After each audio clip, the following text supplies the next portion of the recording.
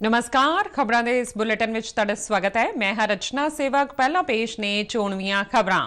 प्रधानमंत्री नरेंद्र मोदी दा दक्षिण अफ्रीका ते ग्रीस दौरा 22 अगस्त तो।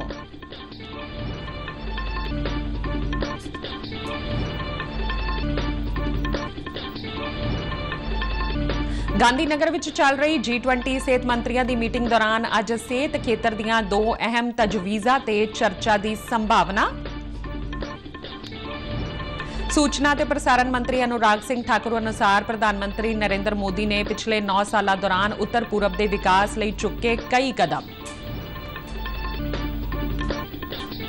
केंद्रीय राज मंत्री सोम प्रकाश और बीजेपी के सूबा प्रधान सुनील जाखड़ ने हुशियारपुर के हलका टांडा उड़मुड़ च बरसाती पानी नाल प्रभावित इलाकों का कीता दौरा।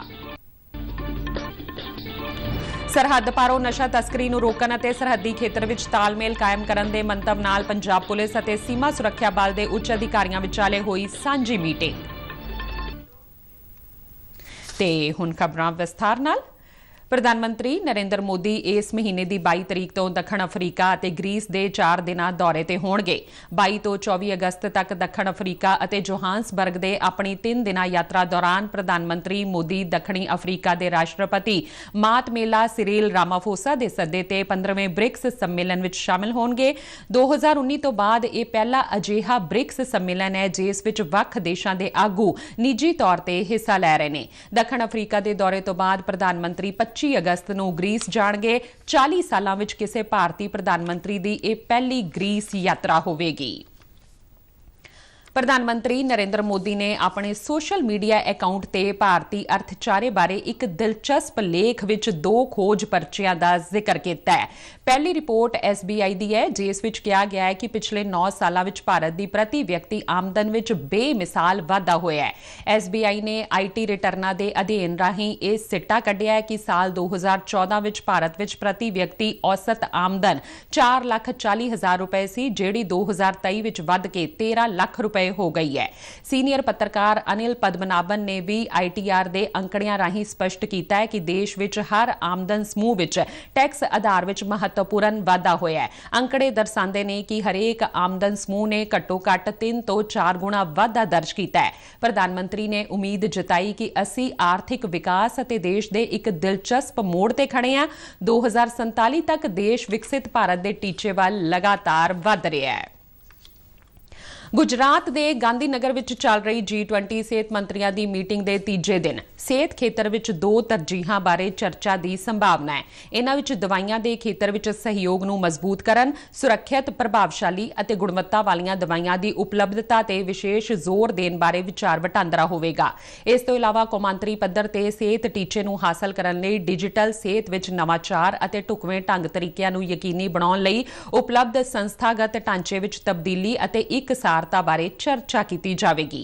केंद्रीय सेहत मंत्री डॉक्टर मनसुख मांडविया सवेर दे समागम नूं संबोधन करनगे अते मगरों डिजिटल हैल्थ ते ग्लोबल इनिशिएटिव लॉन्च किया जाएगा।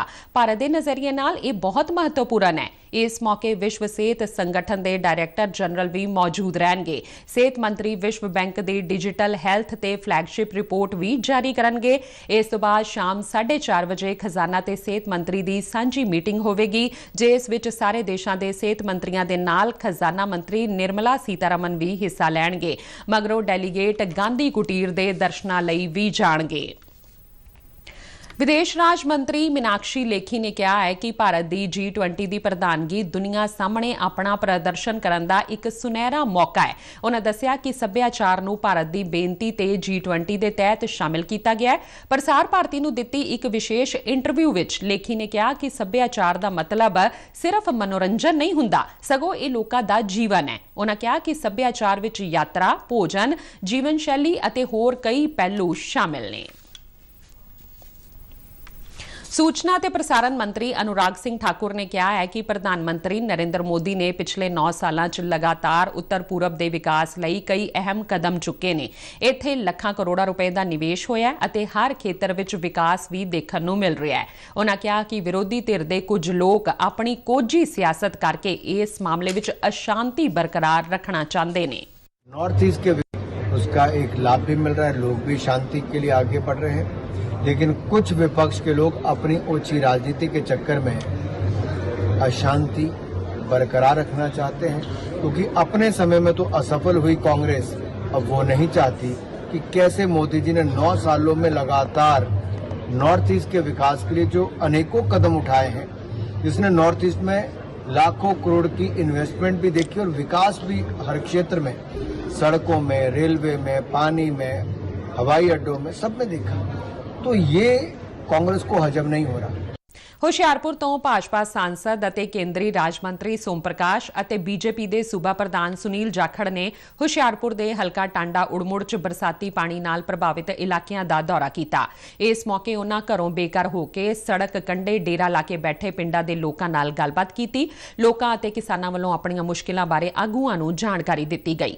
ਗੱਲਬਾਤ ਦੌਰਾਨ ਕੇਂਦਰੀ ਰਾਜ ਮੰਤਰੀ ਸੋਮ ਪ੍ਰਕਾਸ਼ ਨੇ ਕਿਹਾ ਕਿ ਪੀੜਿਤ ਲੋਕਾਂ ਦੇ ਘਰਾਂ, ਪਸ਼ੂਆਂ ਅਤੇ ਫਸਲਾਂ ਦਾ ਬਹੁਤ ਜ਼ਿਆਦਾ ਨੁਕਸਾਨ ਹੋਇਆ ਹੈ ਅਤੇ ਇਸ ਲਈ ਪੰਜਾਬ ਸਰਕਾਰ ਨੂੰ ਪ੍ਰਭਾਵਿਤ ਲੋਕਾਂ ਦੀ ਫੌਰੀ ਮਦਦ ਲਈ ਅੱਗੇ ਆਉਣਾ ਚਾਹੀਦਾ ਹੈ। ਉਨ੍ਹਾਂ ਦੱਸਿਆ ਕਿ ਇਸ ਮਾੜੀ ਘੜੀ 'ਚ ਕੇਂਦਰ ਸਰਕਾਰ ਵੱਲੋਂ ਲੋਕਾਂ ਦੀ ਖੁੱਲ੍ਹ ਕੇ ਮਦਦ ਵੀ ਕੀਤੀ ਜਾ ਰਹੀ ਹੈ ਤੇ ਭਵਿੱਖ 'ਚ ਵੀ ਇਸੇ ਤਰ੍ਹਾਂ ਹੀ ਸਰਕਾਰ ਵੱਲੋਂ ਸਹਿਯੋਗ ਅਤੇ ਸਹਾਇਤਾ ਜਾਰੀ ਰਹੇਗੀ। ਉਨ੍ਹਾਂ ਦੱਸਿਆ ਕਿ ਕੇਂਦਰ ਸਰਕਾਰ ਦੀ ਟੀਮ ਵੱਲੋਂ ਪੰਜਾਬ ਦਾ ਦੌਰਾ ਕਰਕੇ ਬਰਸਾਤੀ ਪਾਣੀ ਨਾਲ ਪ੍ਰਭਾਵਿਤ ਇਲਾਕਿਆਂ ਬਾਰੇ ਇੱਕ ਰਿਪੋਰਟ ਤਿਆਰ ਕੀਤੀ ਗਈ ਹੈ, ਜਿਸ ਮਗਰੋਂ ਸਰਕਾਰ ਵੱਲੋਂ ਪੰਜਾਬ ਦੀ ਸਹਾਇਤਾ ਲਈ ਖੁੱਲ੍ਹੇ ਦਿਲ ਨਾਲ ਮਦਦ ਕੀਤੀ ਜਾਵੇਗੀ। और सेंटर गवर्नमेंट वालों की इनिशिएटिव ले जा रहे हैं ਜਿਹੜੇ देखो इस बार जी पानी का बहुत बड़ा नुकसान होया, क्योंकि हिमाचल च बहुत ज़्यादा मीह पिया। भाखड़ा डैम ते पौंग डैम पानी जो छड्डिया गया और बहुत सालों तो बाद इन्ना बड़ा पानी छड्डिया गया। लोगों का बड़ा बड़ा नुकसान होया। बड़ी तशवीश वाली गल है। लोगों दी फसलां, जानी माली नुकसान बहुत ज़्यादा होया। ਕਾਨੂੰਨ ਅਤੇ ਵਿਵਸਥਾ ਬਾਰੇ ਪੰਜਾਬ ਪੁਲਿਸ ਦੇ ਵਿਸ਼ੇਸ਼ ਡੀਜੀਪੀ ਅਰਪਿਤ ਸ਼ੁਕਲਾ ਨੇ ਸੀਮਾ ਸੁਰੱਖਿਆ ਬਲ ਨਾਲ ਮਿਲ ਕੇ ਨਸ਼ਿਆਂ ਦੀ ਸਪਲਾਈ ਚੇਨ ਨੂੰ ਪੂਰੀ ਤਰ੍ਹਾਂ ਤੋੜਨ ਅਤੇ ਸਰਹੱਦ ਪਾਰੋਂ ਨਸ਼ਾ ਤਸਕਰੀ ਦੇ ਨਵੇਂ ਤਰੀਕੇ ਵਜੋਂ ਸਾਹਮਣੇ ਆਏ ਡਰੋਨ ਆਪਰੇਸ਼ਨਾਂ ਨਾਲ ਨਜਿੱਠਣ ਲਈ ਇੱਕ ਢੁਕਵੀਂ ਰਣਨੀਤੀ ਤਿਆਰ ਕਰਨ ਬਾਰੇ ਚਰਚਾ ਕੀਤੀ। ਪੰਜਾਬ ਬੀਐਸਐਫ ਦੇ ਪੰਜਾਬ ਫਰੰਟੀਅਰ ਦੇ ਜਲੰਧਰ ਵਿੱਚ ਪੈਂਦੇ ਹੈੱਡਕੁਆਰਟਰ 'ਚ ਬੀਐਸਐਫ ਦੇ ਆਈਜੀ ਡਾਕਟਰ ਅਤੁਲ ਫੁਲਜ਼ਲੇ ਦੀ ਮੌਜੂਦਗੀ ਵਿੱਚ ਹੋਈ ਇਸ ਸਾਂਝੀ ਤਾਲਮੇਲ ਮੀਟਿੰਗ ਵਿੱਚ BSF, Punjab police, narcotics control bureau ਅਤੇ ਹੋਰ ਕੇਂਦਰੀ ਏਜੰਸੀਆਂ ਦੇ ਸੀਨੀਅਰ ਅਧਿਕਾਰੀਆਂ ਨੇ ਹਿੱਸਾ ਲਿਆ ਅਤੇ ਸਰਹੱਦ ਪਾਰੋਂ ਹੁੰਦੀ ਤਸਕਰੀ ਨੂੰ ਠੱਲ ਪਾਉਣ ਲਈ ਰਾਜ ਦੀ ਸਰਹੱਦ ਤੇ ਸੁਰੱਖਿਆ ਨੂੰ ਹੋਰ ਮਜ਼ਬੂਤ ਕਰਨ ਦੇ ਢੰਗ ਤਰੀਕਿਆਂ ਤੇ ਚਰਚਾ ਕੀਤੀ ਗਈ। ਅਧਿਕਾਰੀਆਂ ਨੇ ਬੀਐਸਐਫ ਅਤੇ ਪੰਜਾਬ ਪੁਲਿਸ ਦਰਮਿਆਨ ਆਪਸੀ ਤਾਲਮੇਲ ਕਾਇਮ ਕਰਨ ਅਤੇ ਟੀਮ ਭਾਵਨਾ ਨਾਲ ਕੰਮ ਕਰਨ ਦਾ ਸੱਦਾ ਦਿੱਤਾ। ਸਪੈਸ਼ਲ ਡੀਜੀਪੀ ਅਰਪਿਤ ਸ਼ੁਕਲਾ ਨੇ ਡੀਆਈਜੀ ਬਾਰਡਰ ਰੇਂਜ ਅਤੇ ਡੀਆਈਜੀ ਫਿਰੋਜ਼ਪੁਰ ਰੇਂਜ ਨੂੰ ਸਰਹੱਦੀ ਜ਼ਿਲ੍ਹਿਆਂ ਦੇ ਐਸਐਸਪੀਜ਼ ਅਤੇ ਹੋਰ ਗਜ਼ਟਿਡ ਰੈਂਕ ਦੇ ਅਧਿਕਾਰੀਆਂ ਨੂੰ ਲੋਕਾਂ ਵਿੱਚ ਪੁਲਿਸ ਦਾ ਭਰੋਸਾ ਵਧਾਉਣ ਦੇ ਹਿੱਸੇ ਵਜੋਂ ਮਹੀਨੇ ਵਿੱਚ ਘੱਟੋ-ਘੱਟ 1 ਜਾਂ 2 ਵਾਰ ਸਰਹੱਦੀ ਪਿੰਡਾਂ ਵਿੱਚ ਰਾਤ ਦੀ ਠਹਿਰ ਨੂੰ ਯਕੀਨੀ ਬਣਾਉਣ ਦਾ ਸੱਦਾ ਦਿੱਤਾ। ਉਨ੍ਹਾਂ ਪੁਲਿਸ ਅਧਿਕਾਰੀਆਂ ਨੂੰ ਵੱਡੇ ਪੱਧਰ ਤੇ ਨਸ਼ਿਆਂ ਸਮੇਤ ਫੜੇ ਜਾਣ ਵਾਲੇ ਵੱਡੇ ਨਾਰਕੋ ਸਮਗਲਰਾਂ ਦੀਆਂ ਜਾਇਦਾਦਾਂ ਦੀ ਸ਼ਨਾਖਤ ਕਰਕੇ ਉਨ੍ਹਾਂ ਨੂੰ ਜ਼ਬਤ ਕਰਨ ਦੇ ਵੀ ਨਿਰਦੇਸ਼ ਦਿੱਤੇ। ਸੈਰ ਸਪਾਟਾ, ਨਿਵੇਸ਼ ਪ੍ਰੋਤਸਾਹਨ, ਕਿਰਤ ਅਤੇ ਪ੍ਰੋਹਣਚਾਰੀ ਵਿਭਾਗਾਂ ਦੇ ਮੰਤਰੀ ਅਨਮੋਲ ਗਗਨ ਮਾਨ ਨੇ ਖਰੜ ਵਿਧਾਨ ਸਭਾ ਹਲਕੇ 'ਚ ਇੱਕ ਸਮਾਗਮ ਦੌਰਾਨ ਬੋਲਦਿਆਂ ਕਿਹਾ ਕਿ ਬਿਲਡਰਾਂ ਨੂੰ ਮਨਮਰਜ਼ੀਆਂ ਕਰਕੇ ਆਮ ਲੋਕਾਂ ਦੀਆਂ ਜ਼ਿੰਦਗੀਆਂ ਅਤੇ ਕੁਦਰਤ ਨਾਲ ਖਿਲਵਾੜ ਕਰਨ ਦੀ ਇਜਾਜ਼ਤ ਨਹੀਂ ਦਿੱਤੀ ਜਾ ਸਕਦੀ। ਉਨ੍ਹਾਂ ਕਿਹਾ ਕਿ ਸੂਬੇ ਦੀ ਸਰਕਾਰ ਆਮ ਲੋਕਾਂ ਦੇ ਹਿੱਤਾਂ ਅਤੇ ਇਮਾਨਦਾਰੀ ਤੇ ਪਹਿਰਾ ਦੇਣ ਦੀ ਸੋਚ ਨਾਲ ਕੰਮ ਕਰਦੀ ਰਹੇਗੀ। ਉਨ੍ਹਾਂ ਕਿਹਾ ਕਿ ਸ਼ਹਿਰੀਕਰਨ ਅਤੇ ਵਿਕਾਸ ਕਰਦਿਆਂ ਬਿਲਡਰ ਇਸ ਗੱਲ ਦਾ ਧਿਆਨ ਰੱਖਣ ਕਿ ਕੁਦਰਤੀ ਸੋਮਿਆਂ ਅਤੇ ਆਮ ਜਨਤਾ ਦਾ ਸ਼ੋਸ਼ਣ ਕਿਸੇ ਵੀ ਕੀਮਤ ਨਹੀਂ ਹੋਣਾ ਚਾਹੀਦਾ। ਪਿਛਲੇ ਦਿਨਾਂ ਦੌਰਾਨ ਬਰਸਾਤੀ ਪਾਣੀ ਕਾਰਨ ਹੋਏ ਨੁਕਸਾਨ ਦਾ ਜ਼ਿਕਰ ਕਰਦਿਆਂ ਉਨ੍ਹਾਂ ਕਿਹਾ ਕਿ ਬਹੁਤ ਸਾਰੇ ਕੁਦਰਤੀ ਵਹਾਅ ਸ਼ਹਿਰੀਕਰਨ ਦੀ ਮਾਰ ਹੇਠ ਆਏ ਹੋਣ ਕਾਰਨ ਅਤੇ ਬਿਲਡਰਾਂ ਵੱਲੋਂ ਪਾਣੀ ਦੀ ਨਿਕਾਸੀ ਦੇ ਢੁਕਵੇਂ ਪ੍ਰਬੰਧ ਨਾ ਕੀਤੇ ਕਰਨ ਕਾਰਨ ਆਮ ਲੋਕਾਂ ਨੂੰ ਵੱਡੀਆਂ ਮੁਸ਼ਕਿਲਾਂ ਦਾ ਸਾਹਮਣਾ ਕਰਨਾ ਪੈ ਰਿਹਾ ਹੈ। ਸਥਾਨਕ ਸਰਕਾਰਾਂ ਬਾਰੇ ਮੰਤਰੀ ਬਲਕਾਰ ਸਿੰਘ ਨੇ ਚੰਡੀਗੜ੍ਹ ਵਿਖੇ ਜ਼ਿਲ੍ਹਾ ਜਲੰਧਰ, ਕਪੂਰਥਲਾ, ਹੁਸ਼ਿਆਰਪੁਰ ਅਤੇ ਸ਼ਹੀਦ ਭਗਤ ਸਿੰਘ ਨਗਰ ਵਿੱਚ ਪੈਂਦੀਆਂ ਨਗਰ ਕੌਂਸਲਾਂ, ਨਗਰ ਪੰਚਾਇਤ ਗੁਰਾਇਆ, ਬਿਲਗਾ, ਸ਼ਾਹਕੋਟ, ਭੋਗਪੁਰ, ਬੇਗੋਵਾਲ, ਢਿਲਵਾਂ, ਨਡਾਲਾ, ਪੁਲਾਥ, ਮਾਹਿਲਪੁਰ ਅਤੇ ਬਲਾਚੌਰ ਵਿੱਚ ਵੱਖ-ਵੱਖ ਸਕੀਮਾਂ ਅਧੀਨ ਚੱਲ ਰਹੇ ਵਿਕਾਸ ਕਾਰਜਾਂ ਦਾ ਜਾਇਜ਼ਾ ਲੈਂਦਿਆਂ ਅਧਿਕਾਰੀਆਂ ਨੂੰ ਨਿਰਦੇਸ਼ ਦਿੱਤੇ ਕਿ ਇਨ੍ਹਾਂ ਵਿਕਾਸ ਕਾਰਜਾਂ ਨੂੰ ਤੇਜ਼ੀ ਨਾਲ ਮੁਕੰਮਲ ਕੀਤਾ ਜਾਵੇ। ਕੈਬਨਿਟ ਮੰਤਰੀ ਨੇ ਨਗਰ ਕੌਂਸਲਾਂ ਅਤੇ ਨਗਰ ਪੰਚਾਇਤਾਂ ਦੇ ਅਧਿਕਾਰੀਆਂ ਨੂੰ ਕਿਹਾ ਕਿ ਜੇ ਉਨ੍ਹਾਂ ਨੂੰ ਆਪਣੇ ਇਲਾਕਿਆਂ ਵਿੱਚ ਸਾਫ਼ ਸਫਾਈ ਨੂੰ ਸਹੀ ਰੱਖਣ ਲਈ ਕਿਸੇ ਵੀ ਤਰ੍ਹਾਂ ਦੀ ਮਸ਼ੀਨਰੀ ਦੀ ਜ਼ਰੂਰਤ ਹੈ ਤਾਂ ਉਹ ਪਹਿਲ ਦੇ ਆਧਾਰ ਤੇ ਖਰੀਦ ਨੂੰ ਯਕੀਨੀ ਬਣਾਉਣ।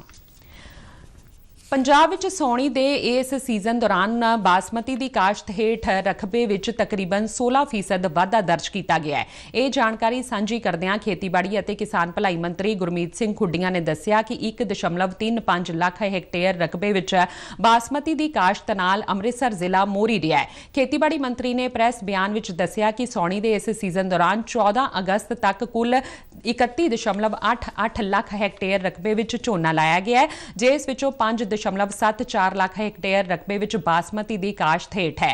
ਉਨ੍ਹਾਂ ਦੱਸਿਆ ਕਿ ਸੌਣੀ ਸੀਜ਼ਨ 2022-23 ਦੌਰਾਨ ਕੁੱਲ 31.68 ਲੱਖ ਹੈਕਟੇਅਰ ਰਕਬੇ ਵਿੱਚ ਝੋਨਾ ਲਾਇਆ ਗਿਆ ਸੀ, ਜਿਸ ਵਿੱਚੋਂ 4.95 ਲੱਖ ਹੈਕਟੇਅਰ ਰਕਬੇ ਵਿੱਚ ਬਾਸਮਤੀ ਦੀ ਕਾਸ਼ਤ ਹੇਠ ਹੈ। ਜੰਮੂ ਕਸ਼ਮੀਰ ਵਿੱਚ ਸੁਰੱਖਿਆ ਦਸਤਿਆਂ ਨੇ 2 ਅੱਤਵਾਦੀ ਸਾਜ਼ਿਸ਼ਾਂ ਦਾ ਪਰਦਾਫਾਸ਼ ਕੀਤਾ ਹੈ। ਸੁਰੱਖਿਆ ਬਲਾਂ ਨੇ ਬਾਰਾਮੂਲਾ ਜ਼ਿਲ੍ਹੇ 'ਚ ਅੱਤਵਾਦੀ ਸਮੂਹ ਲਸ਼ਕਰ-ਏ-ਤੋਇਬਾ ਦੇ 8 ਅੱਤਵਾਦੀਆਂ ਦੇ ਸਾਥੀਆਂ ਨੂੰ ਗ੍ਰਿਫਤਾਰ ਕਰਕੇ ਅਤੇ ਭਾਰੀ ਮਾਤਰਾ 'ਚ ਗੋਲਾ ਬਾਰੂਦ ਬਰਾਮਦ ਕੀਤਾ। ਬਾਰਾਮੂਲਾ ਦੇ ਸੀਨੀਅਰ ਪੁਲਿਸ ਕਪਤਾਨ ਅਮੋਦ ਅਸ਼ੋਕ ਨਾਗਪੁਰੇ ਨੇ ਦੱਸਿਆ ਕਿ 8 ਅਗਸਤ ਨੂੰ ਪਹਿਲੀ ਕਾਰਵਾਈ ਵਿੱਚ ਬਾਰਾਮੂਲਾ ਪੁਲਿਸ ਅਤੇ ਫੌਜ ਦੀ 16 ਸਿੱਖ ਲਾਈਟ ਇਨਫੈਂਟਰੀ ਦੀ ਇੱਕ ਸਾਂਝੀ ਟੀਮ ਨੇ ਉੜੀ ਖੇਤਰ ਦੇ ਚੁਰੁੰਡਾ ਤੋਂ 3 ਅੱਤਵਾਦੀਆਂ ਦੇ ਸਾਥੀਆਂ ਨੂੰ ਗ੍ਰਿਫਤਾਰ ਕੀਤਾ ਅਤੇ ਉਨ੍ਹਾਂ ਪਾਸੋਂ ਗ੍ਰਨੇਡ ਬਰਾਮਦ ਕੀਤੇ। 11 ਅਗਸਤ ਨੂੰ ਇੱਕ ਸਾਂਝੇ ਆਪਰੇਸ਼ਨ ਦੌਰਾਨ ਇੱਕ ਹੋਰ ਮੋਡਿਊਲ ਦੇ ਕੁੱਲ 5 ਅੱਤਵਾਦੀ ਸਹਿਯੋਗੀਆਂ ਨੂੰ ਉੜੀ ਖੇਤਰ ਦੇ ਪੋਵਾਰੀਅਨ ਥਜਲ ਤੋਂ ਗ੍ਰਿਫਤਾਰ ਕੀਤਾ ਗਿਆ। ਉਨ੍ਹਾਂ ਕੋਲੋਂ ਵੀ ਵੱਡੀ ਮਾਤਰਾ 'ਚ ਗੋਲਾ ਬਾਰੂਦ ਅਤੇ ਨਕਦੀ ਬਰਾਮਦ ਕੀਤੀ ਗਈ ਹੈ। ਉਨ੍ਹਾਂ ਕਿਹਾ ਕਿ ਦੋਸ਼ੀ ਪਾਕਿਸਤਾਨੀ ਅੱਤਵਾਦੀ ਹੈਂਡਲਰਾਂ ਦੇ ਇਸ਼ਾਰੇ ਤੇ ਸਰਹੱਦ ਪਾਰ ਤੋਂ ਹਥਿਆਰਾਂ ਅਤੇ ਗੋਲਾ ਬਾਰੂਦ ਦੀ ਸਮਗਲਿੰਗ ਅਤੇ ਅੱਤਵਾਦੀ ਸਰਗਰਮੀਆਂ ਨੂੰ ਅੰਜਾਮ ਦੇਣ 'ਚ ਅੱਤਵਾਦੀਆਂ ਦੀ ਮਦਦ ਕਰ ਰਹੇ ਸਨ। ਉੜੀ ਪੁਲਿਸ ਸਟੇਸ਼ਨ 'ਚ ਮਾਮਲਾ ਦਰਜ ਕਰਕੇ ਅਗਲੇਰੀ ਜਾਂਚ ਸ਼ੁਰੂ ਕੀਤੀ ਜਾ ਰਹੀ ਹੈ। ਚੰਦਰਯਾਨ 3 ਦਾ ਵਿਕਰਮ ਲੈਂਡਰ ਮੋਡਿਊਲ ਹੁਣ ਪ੍ਰੋਪਲਸ਼ਨ ਮੋਡਿਊਲ ਤੋਂ ਵੱਖ ਹੋਣ ਮਗਰੋਂ ਚੰਦਰਮਾ ਦੇ ਹੋਰ ਨੇੜੇ ਪੁੱਜ ਗਿਆ ਹੈ। ਇਸਰੋ ਨੇ ਇੱਕ ਟਵੀਟ ਵਿੱਚ ਕਿਹਾ ਹੈ ਕਿ ਲੈਂਡਰ ਮੋਡਿਊਲ ਆਮ ਵਾਂਗ ਕੰਮ ਕਰ ਰਿਹਾ ਹੈ। ਲੈਂਡਰ ਦਾ ਦੂਜਾ ਡੀ-ਬੂਸਟਿੰਗ ਆਪਰੇਸ਼ਨ ਭਲਕੇ 20 ਅਗਸਤ ਨੂੰ ਹੋਵੇਗਾ। ਇਹ ਪ੍ਰਕਿਰਿਆ ਉਦੋਂ ਤੱਕ ਜਾਰੀ ਰਹੇਗੀ ਜਦੋਂ ਤੱਕ ਲੈਂਡਰ ਚੰਦਰਮਾ ਦੇ ਸਭ ਤੋਂ ਨੇੜਲੇ ਬਿੰਦੂ ਤੱਕ ਨਹੀਂ ਪੁੱਜ ਜਾਂਦਾ। ਇਸ ਤੋਂ ਬਾਅਦ 23 ਅਗਸਤ ਨੂੰ ਚੰਦਰਮਾ ਦੀ ਸਤ੍ਹਾ ਤੇ ਸੌਫਟ ਲੈਂਡਿੰਗ ਦਾ ਯਤਨ ਕੀਤਾ ਜਾਵੇਗਾ। ਮਾਲੀ ਸਮਾਵੇਸ਼ ਬਾਰੇ ਕੌਮੀ ਮਿਸ਼ਨ, ਜਿਸ ਨੂੰ ਪ੍ਰਧਾਨ ਮੰਤਰੀ ਜਨ ਧਨ ਯੋਜਨਾ ਵਜੋਂ ਜਾਣਿਆ ਜਾਂਦਾ ਹੈ, ਦੀ ਸ਼ੁਰੂਆਤ 28 ਅਗਸਤ 2014 ਨੂੰ ਹੋਈ ਸੀ ਅਤੇ ਇਸ ਯੋਜਨਾ ਦੇ ਤਕਰੀਬਨ 9 ਸਾਲ ਪੂਰੇ ਹੋ ਚੁੱਕੇ ਨੇ। ਇਸ ਸਾਲ 9 ਅਗਸਤ ਤੱਕ ਬੈਂਕਾਂ ਵੱਲੋਂ ਜਾਰੀ ਕੀਤੀ ਗਈ ਤਾਜ਼ਾ ਰਿਪੋਰਟ ਅਨੁਸਾਰ ਜਨ ਧਨ ਖਾਤਿਆਂ ਦੀ ਕੁੱਲ ਗਿਣਤੀ ਨੇ 50 ਕਰੋੜ ਦਾ ਅੰਕੜਾ ਪਾਰ ਕਰ ਲਿਆ ਹੈ। ਇਹਨਾਂ ਖਾਤਿਆਂ ਵਿੱਚੋਂ 56% ਖਾਤੇ ਔਰਤਾਂ ਦੇ ਨੇ। ਕੁੱਲ ਖਾਤਿਆਂ 'ਚੋਂ 67% ਖਾਤੇ ਪੇਂਡੂ ਅਤੇ ਅਰਧ ਸ਼ਹਿਰੀ ਖੇਤਰਾਂ ਵਿੱਚ ਖੋਲ੍ਹੇ ਗਏ ਨੇ। ਅਜਿਹੇ ਖਾਤਿਆਂ ਵਿੱਚ 2 ਲੱਖ ਕਰੋੜ ਰੁਪਏ ਤੋਂ ਵੱਧ ਦੀਆਂ ਰਕਮਾਂ ਜਮ੍ਹਾਂ ਨੇ ਅਤੇ ਤਕਰੀਬਨ 34 ਕਰੋੜ ਰੁਪਏ ਕਾਰਡ ਜਾਰੀ ਕੀਤੇ ਗਏ ਨੇ। ਤੇ ਇਸ ਦੇ ਨਾਲ ਹੀ ਖਬਰਾਂ ਦਾ ਇਹ ਬੁਲੇਟਿਨ ਖਤਮ ਹੁੰਦਾ ਹੈ। ਇਜਾਜ਼ਤ ਦਿਓ, ਨਮਸਕਾਰ।